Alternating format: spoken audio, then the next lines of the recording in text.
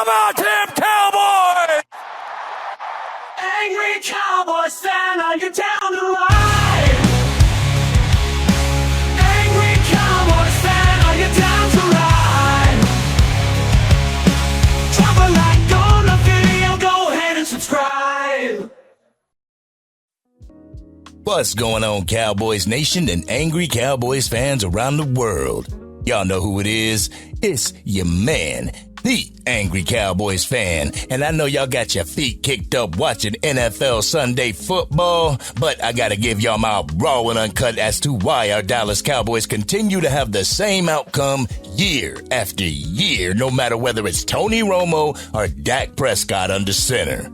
There's only one constant, Cowboys Nation, and most of us fans know who and what it is. So sit back and follow me on this journey as we unpack this raw and uncut on Jerry Jones. Get ready for the Angry Cowboys fans, raw and uncut. Man, keeping it real, man, keep it real, that's real. Cowboys Nation, there's a much needed trend that's been started by a fan of the Dallas Cowboys. The hashtag fire the GM Jerry has been gaining momentum as our Dallas Cowboys struggle during the 2024 NFL season. With a record of 2-2, the Dallas Cowboys go into their mini-bye week with more injuries plaguing this team and no solutions from our GM/owner Jerry Jones. At the beginning of the 2024 offseason, Jerry Jones told the media that Dak Prescott would have to do more with less due to the contract he, as well as the market, had dictated Jerry Jones' pay. The tactics that Jerry Jones has used to build this team is a part of why the Dallas Cowboys continue to struggle to get over the hump in the playoffs. The different mentalities they and some of Cowboys Nation have adopted have been more of a detriment than a help to this team. What hinders this team is their philosophy for this team and how to build it. The mantra, "We like our guys," has been a justification that Jerry Jones has clung on to for years, building the Dallas Cowboys with inexperienced draft picks or projects and expecting said projects to hit the ground running come week 1 of the NFL regular season, placing the weight of the team on the shoulders of players like Tyler Guyton, a player who was deemed a project coming out of the draft, a player who had never played the position Jerry and the Dallas Cowboys were needing to replace after the all-pro left tackle of 13 years and Tyron Smith decided to leave this organization. Players like Cooper Beebe, who had never played the center position, is expected to play said position at a high level right out the gate. No development. We'll build the ship as we sail it, right, Cowboys Nation? And due to injury, another rookie in Kalen Carsons has to take the reins of starter to keep the Cowboys secondary afloat as Deron Bland continues to rehab from his injury. Now that all pros DeMarcus Lawrence and Micah Parsons have been injured, we struggle to replace Parsons in the lineup as rookie Marshawn Nealon is set to replace Tank Lawrence until his injury's healed. In situations like this, it would behoove Jerry to take a look at free agency or the trade block just to fill those gaps that we're missing. Just for the time being, Jerry. The only trade talks that I'm hearing, though, is from myself and other Cowboys content creators. But for years, the Dallas Cowboys have had this expectation of excellence without giving the same level of participation from the GM/owner in Jerry Jones. Can you guess where the Dallas Cowboys ranked in free agency spending in 2024? Dead last, Cowboys Nation. They ranked 32. This is why it's perplexing to me when Jerry Jones has aspirations to gain another Super Bowl victory before Father Time wins the battle. The Cowboys owner's sense of urgency has been very lax, while his expectation for the team, that's been really high, Cowboys Nation. The question that I have is, how can you expect to reach the top without giving the necessary resources needed to ascend? Because no matter what the narrative Jerry throws out there to the media, this Dallas Cowboys team is not equipped to compete with the heavy hitters of the NFC, not to mention the NFL. And while Jerry Jones sits in financial bliss with his Dallas Cowboys being worth over $10 billion, the actual football team continues to slip into obscurity. The more Jerry puts into events such as Jake Paul and Mike Tyson, the more he forgets about what gave him the ability to do that in the first place, the success of the 90s Dallas Cowboys. Without those Super Bowl victories, The Dallas Cowboys wouldn't be much to speak about, and that leads me to my next issue for the Dallas Cowboys organization and its front office. Its complacency and its tendency to live in the past, as well as being allergic to change. To all you Dallas Cowboys haters and you non-Cowboys fans out there, how many times have you heard a Cowboys fan mention 5 Super Bowl victories? Countless times, right? This is the only time that we can point to with a complete victory throughout the season and into the Super Bowl. The thing is, it's not just me and Cowboys Nation who continuously brings up these Super Bowls. Our organization does it. Our organization lives in the past. Our owner/GM lives by the past. Like Cowboys Nation looks at those Super Bowls as a testament of success, Jerry Jones looks at it as a way to show everyone that his way leads to championships. He's not realizing that things change. The NFL back in 1995 is not the current NFL as we watch it today. So many things have changed, and if you don't change with them, you become irrelevant. Blockbuster Video. Jerry Jones' penchant for living in the past doesn't just stop with Super Bowls. His philosophy causes him to stay complacent in the past. As teams look to much younger coaches, the Dallas Cowboys owner looked toward past coaches. Coaches whom have allowed the current NFL to pass them and their scheme by. Let's take Mike McCarthy, for instance. The product of Jerry Jones reaching into the past to get someone to lead this team to a Super Bowl. Never mind the fact that Mike McCarthy has a Super Bowl win, his scheme and his philosophy mirrors that of the owner's philosophy. Old and outdated.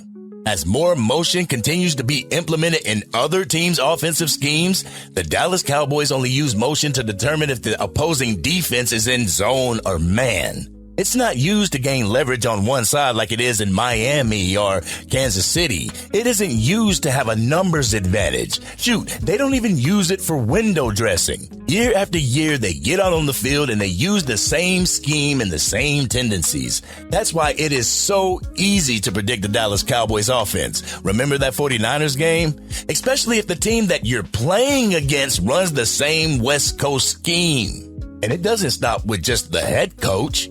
Our pick for defensive coordinator was one from the Cowboys' past. Mike Zimmer started his NFL career as the Dallas Cowboys' defensive assistant in 1994. As loyal fans of the Dallas Cowboys, we justify those moves and hope that they'll be beneficial in our chance to get another Super Bowl. We sit back as optimistic fans and we look at the brighter side of bringing Zeke Elliott back to the team. Yet another move based in the past. We bang on the table, hoping that Jerry Jones allows Dalvin Cook to be activated and play against the Steelers. A player from the past that we hope still has a little bit of gas left in his legs. That leads me to my next example as to why Jerry Jones as a GM does more harm than good. The tendency to be the smartest man during negotiations, acquisitions, trades, and overall philosophy of this team. The compunction of wanting to be cheap has landed this organization in a situation where it's underperforming due to it being light on the depth chart. His ego has landed him to have to dish out crazy amounts of money in contract extensions. Remember the Zeke Elliott extension? The Dak Prescott contract and extension? Instead of being aggressive a year ago, Jerry chose to play a game of chicken with Dak Prescott and Todd France, a game he eventually lost in the end. That doesn't show any of us that he is the smartest man in the room. When you look at other organizations, you see heavy hitters being proactive in free agency. You see some being truly aggressive in acquiring players that will put their team in a better position to get over the hump of the previous season. The 49ers, the Eagles, the Lions, all contending teams with aggressive owners and GMs. This is why they're in position each year to potentially spoil the Kansas City Chiefs. They see a need and they fix it. They see a hole in the ship and they plug it. When our Dallas Cowboys are faced with the same ordeals, we wait. We try to be the smartest man in the room by gaining compensatory picks instead of replacing the lost player with another with the same, if not better, capabilities and abilities. They will place all the pressure on Will McClay to draft the Dallas Cowboys out of its problems into a Super Bowl. Y'all know what I'm talking about though, Cowboys Nation. Jerry Jones has been on a number of different interviews taking responsibility for the Cowboys' success, but will go on those same shows and place blame if his vision doesn't pan out.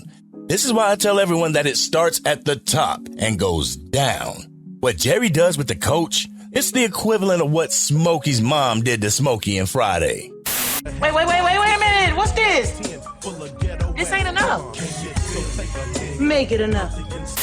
This causes the coaches to have to go into the season behind the 8 ball on lame duck contracts. With Jerry's philosophy of doing more with less, we are now in a situation that is dire to the Dallas Cowboys' defensive success for the next 4 to 6 weeks. As if our defensive tackle position wasn't a concern, let's go ahead and add both defensive end positions as well. But the point that I'm trying to make, Cowboys Nation, is we can point to the players and we can blame the players all we want, but it takes someone to put those players on this team. Remember, players make the team before they take the field. Before they're even able to be coached, they have to either be drafted or acquired by Jerry Jones. With an owner of his caliber having a desire to be right all the time, we will only go as far as Jerry takes us. This has been your man, the Angry Cowboys Fan. What did you think about my thoughts about why the Dallas Cowboys are in the situation that they're in? Do you agree or do you disagree with my assessment? Let me know your raw and uncut in the comments section. If you're digging the content and want to get it out to even more Dallas Cowboys fans, drop a like on the video and share it with your family or friends who are Cowboys fans. If you are DC for life and just wish that our GM would get fired, hit that subscribe button. Hit the bell to be notified whenever I go live, release a video, podcast episode, or Madden 25 and College Football 25 gameplay. Until Jerry Jones addresses the need to adapt, evolve, and change, our Dallas Cowboys will continue to be stuck in the continued loop of mediocrity. To Jerry and some casual Dallas Cowboys fans, it's the fault of the players on the team as to why we can't get over the hump.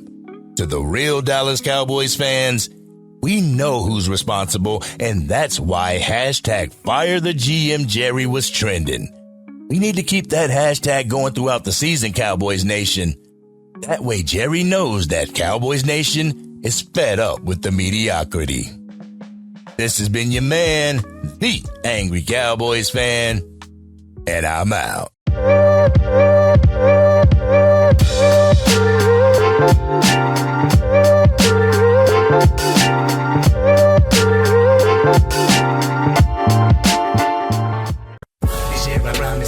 Dang, Angry Cowboys fan, you done made it through the entire video.